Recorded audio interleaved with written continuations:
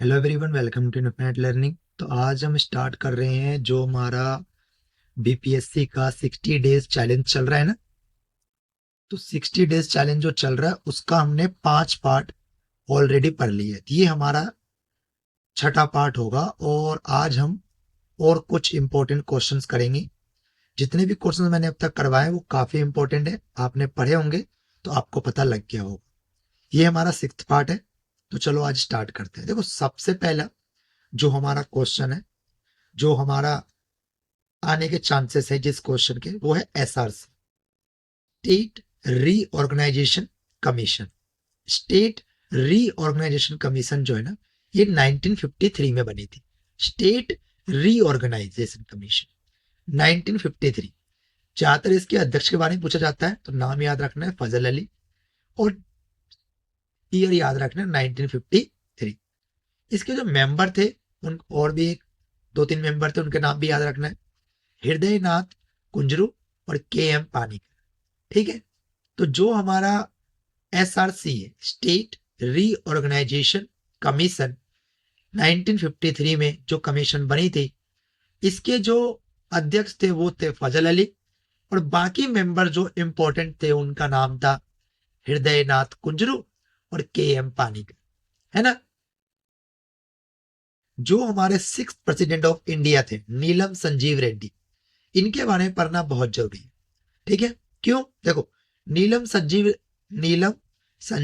रेड्डी 1956 से 1960 तक प्रदेश के पहले सीएम भी थे, और ये सिक्स प्रेसिडेंट भी रहे इंडिया के।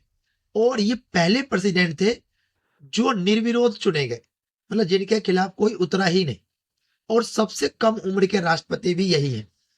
और ये स्पीकर भी रहे लोकसभा के। तो बहुत सारे इंपॉर्टेंट चीज इनके बारे में है, नीलम संजीव रेड्डी के बारे में।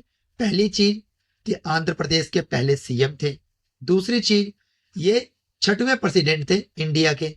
तीसरी चीज, ये सबसे कम उम्र के राष्ट्रपति हैं। चौथी चीज, ये निर्विरोध चुने गए थे, और मतलब इनके खिलाफ कोई उतरा ही नहीं। और सबसे लास्ट में, ये लोकसभा के स्पीकर भी रह चुके हैं। ठीक है ना, लोकसभा के स्पीकर, आपको पता ही होगा। ठीक है। अब चलते हैं अगला। जो गांधी जी के नेतृत्व में एक आंदोलन चला था अहमदाबाद मिल मजदूर के लिए, और कहा जाता है कि गांधी जी का पहला आमरण अनशन था, पहला। ठीक है ना, ये मैं पहले भी क्वेश्चन करवा चुका हूं, तो कुछ क्वेश्चन रिपीट है ताकि आपको याद भी हो जाए। तो देखो, अहमदाबाद मिल मजदूर के जो पहला, मतलब गांधी जी का जो ये दूसरा मान लो, ये तीसरा, पहला हुआ था, नहीं पहला हुआ था चंपारण, दूसरा अहमदाबाद मिल, और तीसरा था खेड़ा। तो अहमदाबाद मिल मजदूर जो वाला जो हुआ था, ये पहला आमरण अनशन था, फर्स्ट जो हंगर स्ट्राइक करी थी गांधी जी ने, ये। और इसमें नेतृत्व करता था, इनका नाम बहुत ही इंपॉर्टेंट है, अनुसैया बहन साराभाई। ठीक है ना। और किसके विरोध में था ये? मिल के जो मालिक थे उनके विरोध में था। विरोध का कारण क्या था?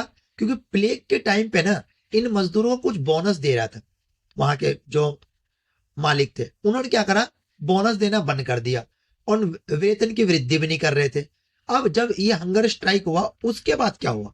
तो हंगर स्ट्राइक के बाद देखोगे तो वेतन में ना 35% की इजाफा हुआ, और गांधी जी का प्रथम अनशन आंदोलन सफल भी रहा। ठीक है ना, ये याद रखना है कि गांधी जी का प्रथम अनशन जो था, जिनमें उन्होंने पहला हंगर स्ट्राइक जो करा था, वो बिल्कुल सफल रहा था। ठीक है, सफल रहा था। तो अहमदाबाद मिल मजदूर में तुम्हें क्या क्या याद रखना है? ये गांधी जी का पहला आमरण अनशन है। इसके नेतृत्वकर्ता कौन थे? नेतृत्वकर्ता कौन थे? अनुसुईया बहन साराभाई। किससे विरोध विरोध में था ये? मिल के मालिकों के लिए। किसके कारण वो ये जब हो रहा था? क्योंकि प्लेग का बोनस वापस लेने वाले थे वो लोग, इसलिए। और वेतन की वृद्धि भी चाहते थे लोग, और गांधी जी ने उनके 35% वेतन की वृद्धि भी करवाई, और ये गांधी जी का पहला जो अनशन था वो सफल भी रहा। अब चलो साइमन कमीशन। साइमन कमीशन का अगर देखोगे, तो साइमन कमीशन का जो गठन था, जो उसकी घोषणा थी, वैसे तो इस कमीशन के जो हेड थे वो सर जॉन साइमन। ठीक है। और 26 नवंबर 1927 को 7 मेंबर्स। ठीक है। वैसे साइमन गो बैक कनाडा जब आया था तो वो 1928 में आए थे, लेकिन लंदन में 26 नवंबर 1927 को इस कमीशन की घोषणा कर दी गई और सातों के सातों मेंबर जो थे वो सारे ब्रिटिश थे, इसीलिए हम लोगों ने इनका इसका विरोध करा था। तो ये याद रखना समय दो डेट। ये कमीशन कहां बना था? लंदन में। कब बना था? 26 नवंबर 1927 के। इसके सारे मेंबर कौन थे? ब्रिटिश थे। और इसकी घोषणा किसने कर दी? सर जॉन सीमन ने। और जब वो यहां आए थे 1928 में, ये चीज याद रखना है, ठीक है। साइमन कमीशन का टाइम जो था, ठीक है ना। साइमन कमीशन के टाइम पे ना कुछ चीजें तुम्हें याद रखनी है। जैसे साइमन कमीशन के टाइम पे सेक्रेटरी कौन थे? साइमन कमीशन के टाइम पे सेक्रेटरी कौन थे ऑफ स्टेट ऑफ इंडिया? तो लॉर्ड बिरकेनहेड। लॉर्ड बिरकेनहेड साइमन कमीशन के टाइम पे सेक्रेटरी कौन थे इंडियन स्टेट्स के? तो वो थे लॉर्ड बिरकेनहेड। और पीएम कौन थे?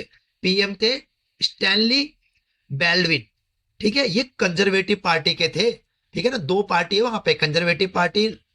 जैसे इंग्लैंड जाओगे, मतलब अगर तुम सुना होगा तुमने कभी, तो ब्रिटिश में जो है ना वहां पे दो पार्टी है। अभी भी इंग्लैंड में देखोगे तो दो पार्टी है, एक कंजर्वेटिव, दूसरा लेबर पार्टी, ठीक है ना। ये कंजर्वेटिव पार्टी के पीएम थे। और वायसराय कौन थे उस समय? तो लॉर्ड इरविन। तो याद रखना, सर साइमन कमीशन ने इसकी गठन करी थी। सारे के सारे ब्रिटिश थे, 7 मेंबर थे। 1927 नवंबर में इसका गठन हुआ था। उस समय सेक्रेटरी कौन थे? लॉर्ड बिरकनकिन स्टेट ऑफ इंडिया के। और पीएम कौन थे? स्टैनली बेल्डविन। कौन से पार्टी से थे? कंजर्वेटिव पार्टी से। वायसराय कौन थे? लॉर्ड इरविन थे। अब चल, सर साइमन कमीशन ने जो इसकी रिपोर्ट सबमिट करी थी, जो इन्होंने बनाया था, ठीक है, उसका रिपोर्ट सबमिट करा था 1930 में। और साइमन कमीशन भारत कब आया? अभी मैंने बताया था आपको कि ये साइमन कमीशन भारत आया था 1928 में, फरवरी में। नवंबर में गठन हुई थी 1927, कहां पे? लंदन में। और भारत कब आया?